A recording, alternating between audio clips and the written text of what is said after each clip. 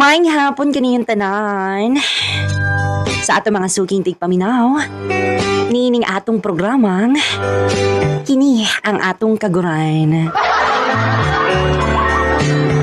Adto na kita'y letter sender karon. Og ato na ni siyang pagabasahon. Madi, magpadala kong sulat sa imo sa TikTok. Labi na kay Pride Month karon.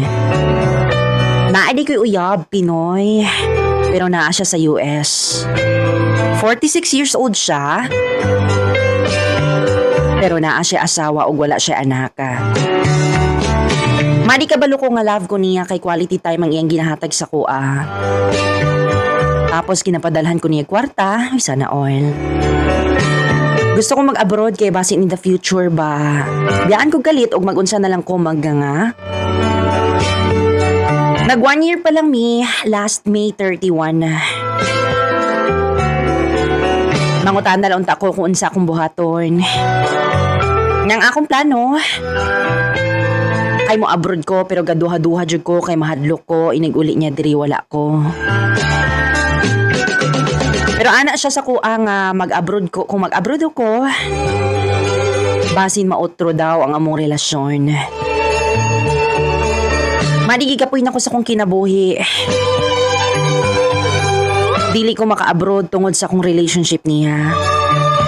Palihog kong tambag, Madi, og salamat sa pagbasa sa akong storya.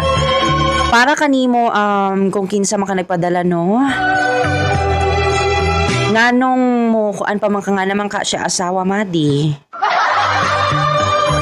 Madi, kinahanglan, mahibalan ni may mong worth, Madi. So, deserve ni mong tawo nga ikaw lang ang ginahigugma. Deserve ni mong tawo nga ikaw ang gina-priority sa kinabuhi. And deserve ni mong tawo nga maintindihan ka kung unsa imong plano sa kinabuhi. No, kay ang mga tawo nga gahigugma nimo or kanang tinuod gahigugma nimo, sila tong malipay nga maging successful ka, maging malambuon ka si mong kinabuhi. So kana ang tawo nga mas deserve nimo.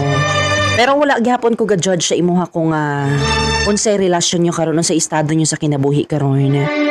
Og para kanimo kung kinsa maning love of my life niya, ay naot na ma-realize nimo ang imong gibuhat sa iyaha. Nga naay epekto ang iyaha, naka-epekto sa iyaha. So daghang salamat sa iyong pagpaminaw, pwede mo magpadalag sulat.